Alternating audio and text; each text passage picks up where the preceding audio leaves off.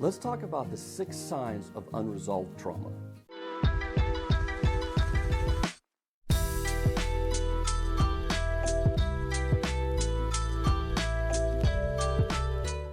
Okay, one of the questions I get asked quite a lot from my couples is how do they know when they've worked through their trauma? Now, there's an old saying that time heals all wounds, and that is true for a lot of wounds, but trauma is a particular kind of wound that time doesn't necessarily always heal. So in order to really focus on resolving trauma, there has to be some specific work that is done in that area. And that means that there are signs that you have resolved the trauma.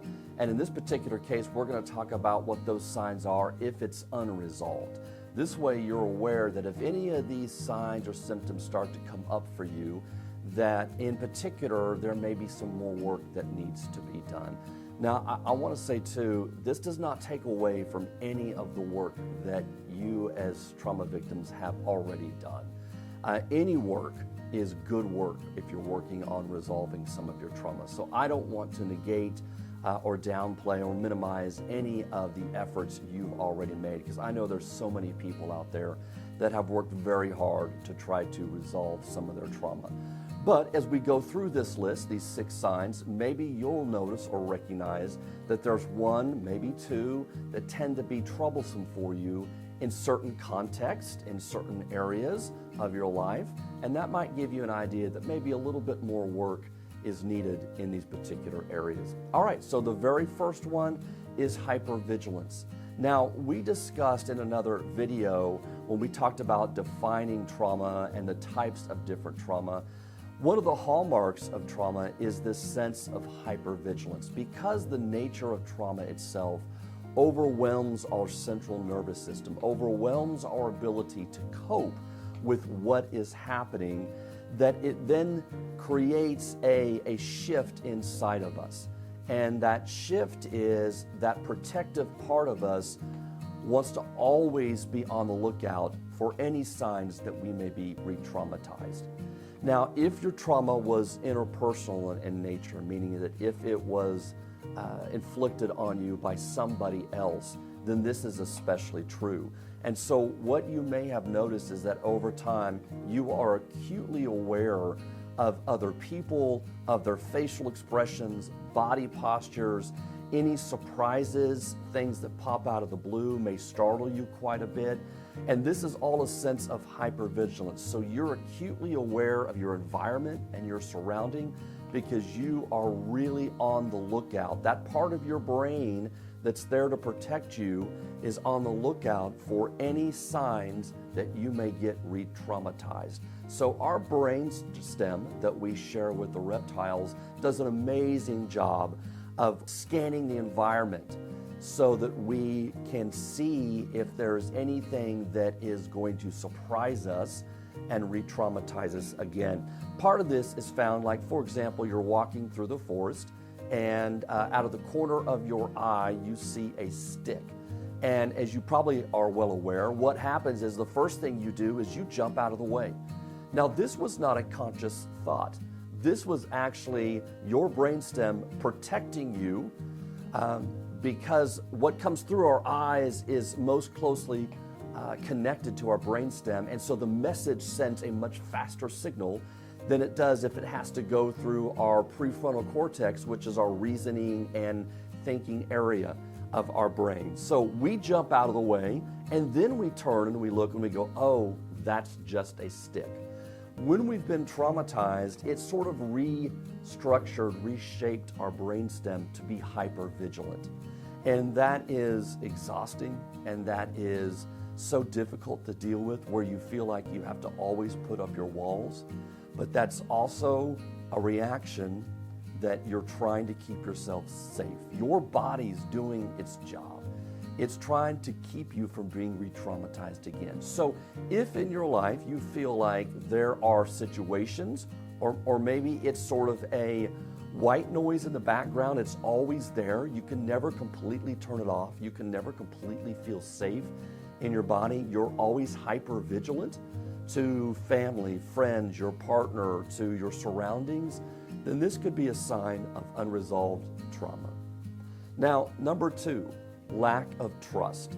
So this one almost goes without saying, especially if the trauma was inflicted from another person, either a parent, a primary guardian growing up, a previous spouse. Affairs certainly can fall into this order.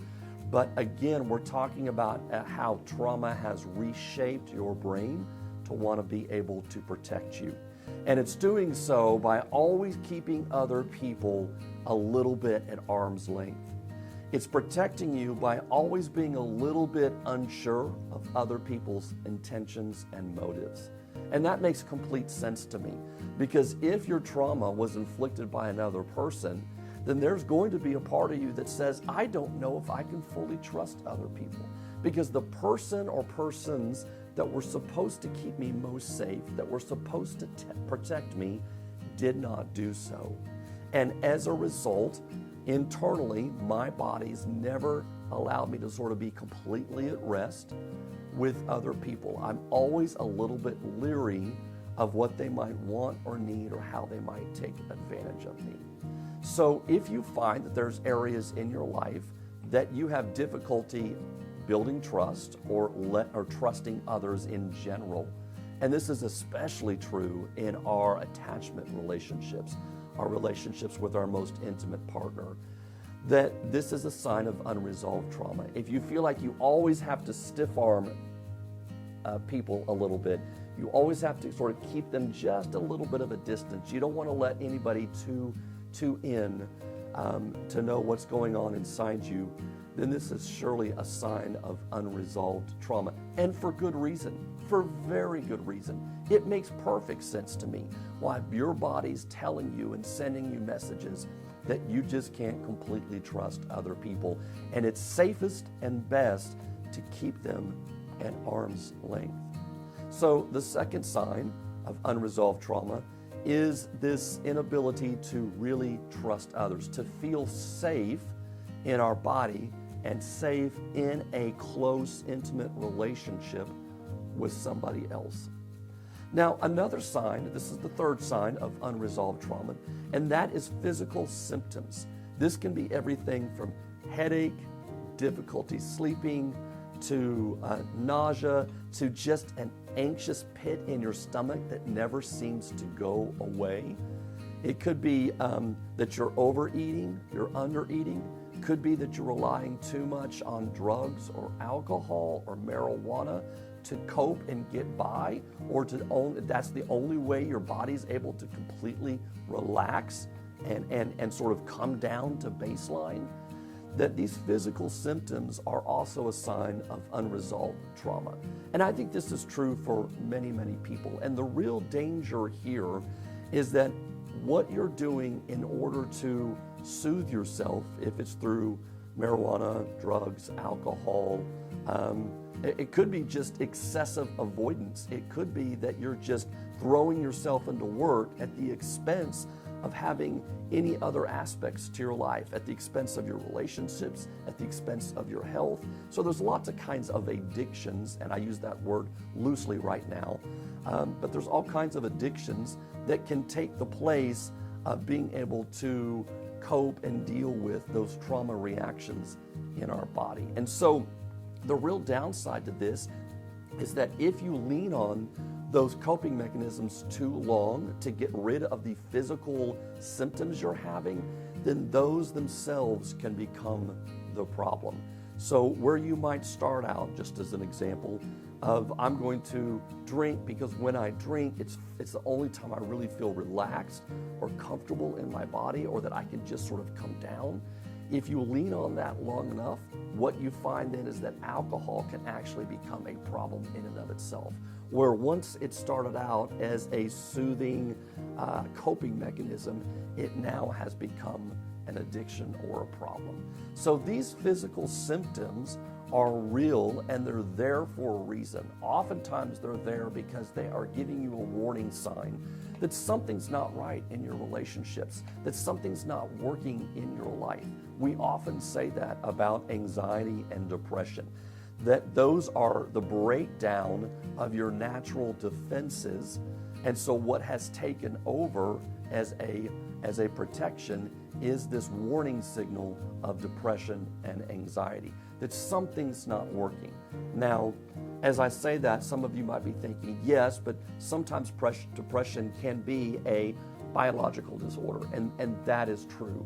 In my experience, what I have found is that 8 times out of 10, 80% of the time, if somebody's having excessive anxiety or depression, it's really linked to either unresolved trauma or something that's not working in their relationship or in their life.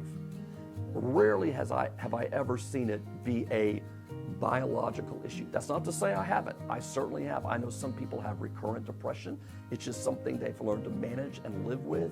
And God bless you if you've done that, because that is a lot of hard work to be able to manage and figure out how to function and live with that.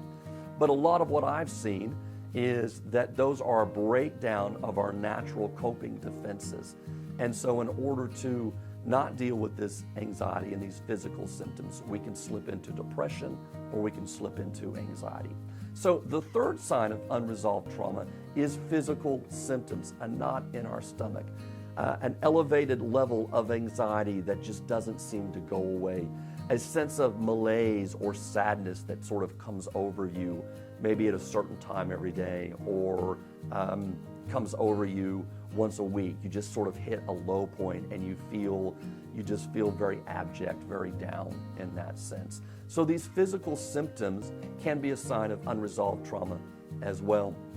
The fourth sign of unresolved trauma is where you get triggered and then you re-experience the trauma in the here and now, as if it was the same as what you experienced in the past. Now, this is a hallmark of trauma in general. And what I mean by that is that one of the primary signs of a traumatic event is that when we get triggered, it's not a memory of something that's happened in the past. It is something we relive and re-experience as if it was happening in the here and now. So if you get triggered at times, and in that moment you re-experience what feels like that trauma happening again to you in the moment, that is a sign of unresolved trauma. Now, I'm not saying that if we get triggered, we don't feel intense emotions. That's not what I'm saying. Because we all have our trigger points. We all have vulnerabilities of some kind. That's just unfortunately part of being human. It's part of being in relationships. Hurt people, and sometimes they create wounds. But there's a difference between having a wound that gets triggered that makes us angry, frustrated, ashamed, feeling unworthy, versus something that's so vivid and so real we feel like we're reliving the trauma in the here and now. So the fourth sign of unresolved trauma is that when you get triggered, you experience that same level of traumatic reaction, that sense of overwhelm, that sense of terror at times, that sense of hopelessness. And so what you might find in those situations is that you might go through the stages of fight and flight, or you might go through your hypo stage, which means that you shut down internally. And so if you're finding you have those reactions, those intense sort of emotional reactions in a situation, this can often be a sign of some resolved trauma. So when you get triggered, what you're doing is you're reliving that trauma in the here and now as if it was happening currently to you. The fifth sign of unresolved trauma is disassociation. And what that really means is it's kind of a fancy word for compartmentalization. What you've done and how you've dealt with your trauma is you have disassociated or compartmentalized a part of it. And so this is an area of your life where often you feel numb.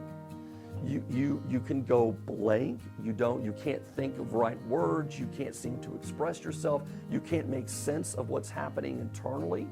Now, you can go and be fantastic at work.